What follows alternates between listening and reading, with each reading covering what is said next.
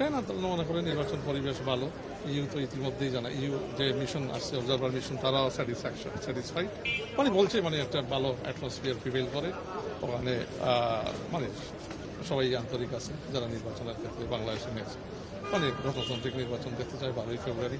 আমরা একটা transition period, এইটা মানে আমরা গত 15 বছর গেছে এত স্বৈরশাসককে, যখন বাংলাদেশের মানুষ এই স্বৈরশাসককে বিতাড়িত করে এখন একটা ডেমোক্রেটিক ট্রানজিশনের দিকে যাচ্ছে 12ই ফেব্রুয়ারি।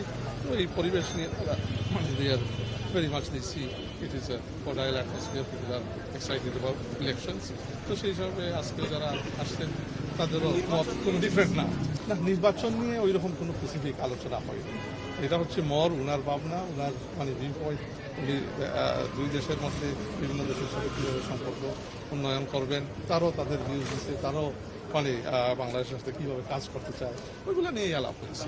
বাংলাদেশের গণতন্ত্র প্রতিষ্ঠা করবে বাংলাদেশের মানুষ, স্বৈরাচারকে বিতাড়িত করছে বাংলাদেশের মানুষ, বাংলাদেশের মানুষই প্রতিষ্ঠা করবে। আগামী গণতান্ত্রিক যে সরকার ইলেকশনের মাধ্যমে আসবে বাংলাদেশে, সেই এই গণতন্ত্রের দ্বারা অবগত রাখবে। এখানে বারের কোনো কেউ বসাইয়া দিবে না। বারে যেটা করতে পারে আমাদের সহযোগী হিসাবে, ডেভেলপমেন্ট পার্টনার হিসাবে বিভিন্ন উন্নয়নমূলক কর্মকাণ্ডে আমাদের সাথে পার্টনারশিপে আসতে পারে এবং বিভিন্ন জায়গায় যেখানে এক্সপার্টিজ আছে, ট্রেডের ক্ষেত্রে, ইনভেস্টমেন্টের ক্ষেত্রে আমরা পরামর্শ নিতে পারি, পার্টনারশিপ গড়ে তুলতে পারি।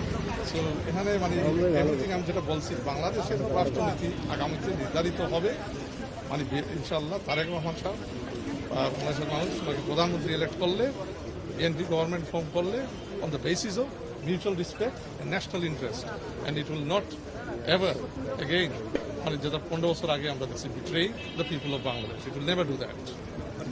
ওইগুলো পার্টি দিচ্ছে, দপ্তর থেকেও জানানো হয়েছে, আবার জানবেন নিশ্চয়ই মানে কিছুদিনের মধ্যেই তো শুরু করবেন, 21 তারিখ থেকেই তো ফর্মাল লঞ্চ কিন্তু এগুলো আপনারা জানবেন। Thank you.